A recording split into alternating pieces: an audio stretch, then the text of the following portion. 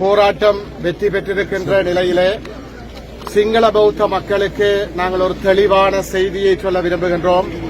அன்புக்குரிய சிங்கள பௌத்த மக்களே, நாங்கள் உங்களுக்கு எதிரானவர்கள் கிடையாது, பௌத்த மதத்திற்கு எதிரானவர்கள் கிடையாது. நாங்கள் சிங்கள மக்களை எங்களுடைய சகோதரர்களாக பார்க்கின்றோம். பௌத்த மதத்தை அதியுச்ச அகிம்சையை போதிக்கின்ற மதமாக பார்க்கின்றோம். உங்களுக்கு நாங்கள் ஒரு விடயத்தை ஞாபகப்படுத்த விரும்புகின்றோம். எங்களுடைய விடுதலை போராட்டம் உச்சம் பெற்றிருந்த காலத்திலே கிளிநொச்சியிலே அந்த நேரத்தில் ஒரு விகாரை அமைய பெற்றிருந்தது. அந்த விகாரையிலே ஒரு விகாராதிபதி தனித்திருந்தார். அந்த விகாராதிபதிக்கு எங்களுடைய தேசிய தலைவர் மேதகு வேலுப்பிள்ளை பிரபாகரன் அவர்களினுடைய விசேட பணிப்பின் பேரில் உணவுப் பொருட்களும் போதிய பாதுகாப்பும் வழங்கப்பட்டு உரிய கௌரவமும் மதிப்பும் அந்த விகாரைக்கும் விகாராதிபதிக்கும் வழங்கப்பட்டிருந்தது. அந்த தேசிய தலைவர் மேதகு வேலுப்பிள்ளை பிரபாகரனினால் வழிநடத்தப்பட்டவர்கள் நாங்கள், எங்களுடைய மக்கள். அந்த தலைவனுடைய சிந்தனையின் அடிப்படையில் நாங்கள் பௌத்த மதத்திற்கோ விகாரைகளுக்கோ எதிரானவர்கள் கிடையாது. நாங்கள் இந்த கையெட்டி சட்டவிரோத கட்டடத்தை எதிர்க்கின்றோம். ஏனென்றால் இது விகாரையே கிடையாது.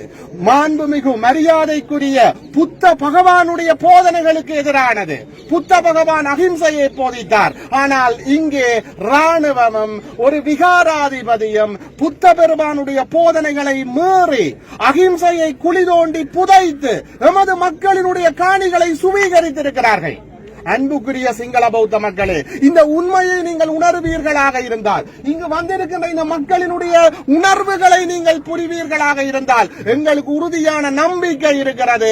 நீங்களும் எங்களோடு சேர்ந்து போராடுவீர்கள், நீங்களும் எங்களுக்காக குரல் கொடுப்பீர்கள், நீங்களும் எமது மண்ணுக்காக எம்மோடு சேர்ந்து குரல் கொடுப்பீர்கள் என்ற நம்பிக்கை எங்களுக்கு இருக்கிறது. இந்த உண்மையை நீங்கள் உணர வேண்டும். எதிர்காலத்திலே நீங்களும் எங்களோடு கைகோர்க்க வேண்டும் என்று கோரி நிற்கின்றோம். அதே நேரத்தில் வடமாகாண ஆளுநர் போன்றவர்களுக்கு ஒரு செய்தியை சொல்ல விரும்புகின்றோம். வடமாகாண ஆளுநர் அவர்களே, நீங்கள் தயவு செய்து வாங்குகின்ற சம்பளத்துக்கு மேலால் சேவகம் செய்யாதீர்கள். உங்களுக்கு வேண்டுமென்றால் எதிர்காலத்திலே ஆளுநர் பதவி தேவைப்படலாம். அதற்காக எமது மக்கள் சொல்லாத விடயங்களை, அப்பட்டமான பொய்களை சொல்லாதீர்கள். கடந்த மாவட்ட அபிவிருத்தி குழு கூட்டத்திலே ஜனாதிபதியும் இருக்க முந்திரி கொட்டை போல முந்திக் கொண்டு மாற்று காணிகள் வழங்குவதற்கு மக்கள் உடன்பட்டதாக சொல்லுகிறீர்கள். யார் உங்களுக்கு உடன்பட்டது? இங்கே முழு மக்களும் இங்கே திரண்டிருக்கிறார்களே.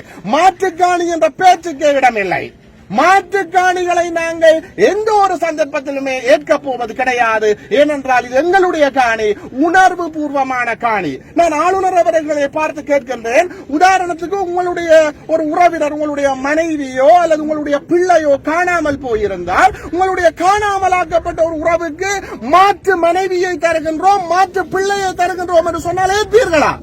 அதே போல உணர்வு பூர்வமானது என்னுடைய காணி, என்னுடைய அப்பன், ஆத்தா, பாட்டி, முப்பாட்டன் வாழ்ந்த காணி. ஆகவே தயவு செய்து வினயமாக கேட்கின்றோம், மாற்று காணி என்று எங்களுடைய உணர்வுகளோடு விளையாடாதீர்கள்.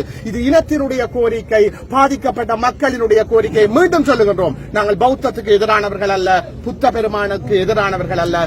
உண்மையில் பௌத்தத்தின் அடிப்படையில் அண்ணன் தியாக தீபம் காட்டிய அகிம்சையின் வழியில் போராடி கொண்டிருக்கின்றோம். இலக்கு ஒன்று, இனத்தின் விடுதலை. இந்த சட்டவிரோத கட்டுமானம் அகற்றப்படுகின்ற வரை நாங்கள் போராடுவோம்.